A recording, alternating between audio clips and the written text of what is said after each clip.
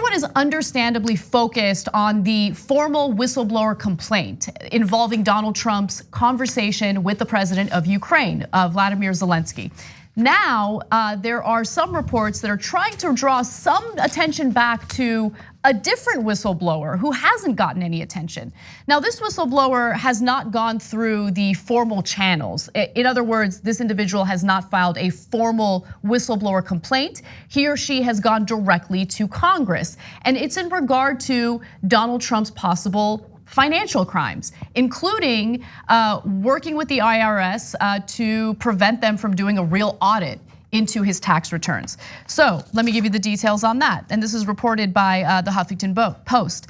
The tax whistleblower went straight to Congress, as I mentioned, specifically to the House Ways and Means Committee, which had sued the Trump administration for refusing to provide copies of the president's tax returns in response to a formal request.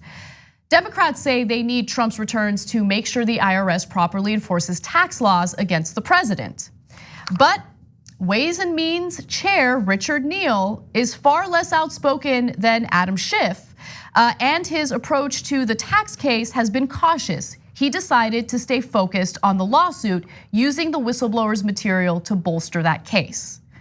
To give you some more information, the spokesman for the committee said this week that the US District Judge Trevor McFadden, a Trump nominee who donated to the Trump 2016 campaign and volunteered for the Trump presidential transition, has so far not asked to hear more about the whistleblower. He denied a Democratic motion to speed up the case. So here's the issue. You have this whistleblower, then you have super timid members of the Democratic Party who aren't aggressive enough, and then you have judges who have been nominated by Donald Trump. And so that is a disastrous mix. For anyone who really underplays getting a Republican like Donald Trump elected when it comes to the court system, these are the types of situations that really do hurt America as a whole. Because if you have the courts stacked with these pro-Trump judges, well, then you're not gonna get justice. Yeah, that's super important. Luckily, there's appeals processes, et cetera. But now more and more of the judiciary is filled with people who were appointed by a guy who doesn't believe in rule of law. In fact, he said, what do we need judges for? So he's not picking based on who would be the best judges. He's picking based on who would be most loyal to him. Exactly. And a guy who has been, honestly, a lifelong criminal. So when you have criminals picking the judges, that's not a good thing for the country. But I want to say one more thing about Richard Neal. He's trying to outcompete Nancy Pelosi for who has historically protected Donald Trump the most. There is something weird and wrong about Richard Neal. So this is now how many times in a row he has said, I do not want to investigate Donald Trump. Richard Neal has the most important job outside of the Speaker of the House. He is the chairman of the Ways and Means Committee. That is the most powerful committee. It controls the budget, okay? And Nancy Pelosi, of course, said, who is the weakest, most complicit Democrat I have? Richard Neal, you're in charge of the most important committee. Yeah. So he will not investigate Trump on a boat. He will not investigate him on a goat. So Richard, there's something wrong with Richard Neal. Yeah. And look, I'm gonna tell you this, and then you're gonna think, oh, well, hey, is it bias, et cetera? No, I'm straight up about it. There's a guy named Alex Morse running against Richard Neal in a Democratic primary. This is exactly what's wrong with the Democratic Party. There's a good progressive, he's a Justice Democrat, justicedemocrats.com/Morse, M-O-R-S-E. But I'm telling you about him because of how bad Richard Neal is. Right. I didn't know Alex Morse from a hole in the wall. I didn't know Richard Neal that well until he became the head of the Ways and Means Committee. I knew him tangentially as a random congressman. Why am I animated against Neal?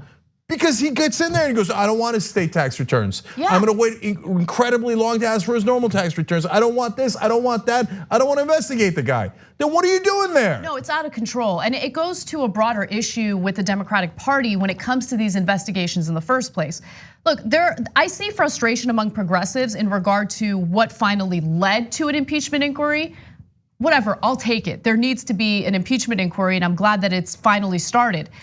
The frustration is, well, what about all these other crimes that Donald Trump has committed? And I agree with you on that. There are other crimes, namely potential financial crimes, especially financial crimes tied to his tax returns. Did he intentionally lie about his assets to commit tax fraud? Is he trying to influence the IRS's audit into his tax returns? These are the big questions that have been brought up by this whistleblower who's getting no attention, and some progressive members of Congress. But then you have someone like Richard Neal who's acting incredibly timid when it comes to these whistleblower complaints. Now, I don't know what is fueling it. You can only speculate, but I do think it's strange that Democrats are staying away from any type of investigation into financial crimes. Famously, Nancy Pelosi this week wanted to narrow the scope of the impeachment investigation and not focus on anything other than Ukraine. When it came to the Mueller investigation, they didn't fight back when Mueller had a very narrow scope of his investigation. It's very strange. Nah, there's something wrong, man. Look, I don't want to. I've been resisting for now. At this point, well over a year, or since the Democrats took control of the House, right? What are we doing here? Why won't you look into his business ties when that is the most likely place? I mean, he was a businessman and he had gone bankrupt 6 times and then magically gets hundreds of millions of dollars. His kids say it's from the Russians. Well, wouldn't that be a giant incentive for Donald Trump to work with the Russians? And wouldn't that be leverage that the Russians would have on him? To say, I categorically do not ever want to look into that is bizarre. So the burden is not on us to prove why Pelosi and Neal are not looking into it. The burden is on them to explain why on God's green earth they continue to protect Donald Trump and his business ties. What is it? Because now it's at such an extreme level that for the first time you have to begin to ask the question of, what are you trying to hide? I mean, this is weird. Thanks for watching The Young Turks, really appreciate it. Another way to show support is through YouTube memberships. You'll get to interact with us more. There's live chat emojis, badges. You've got emojis of me, Anna, John, JR. So those are super fun. But you also get playback of our exclusive member-only shows and specials right after they air. So all of that, all you gotta do is click that join button right underneath the video. Thank you.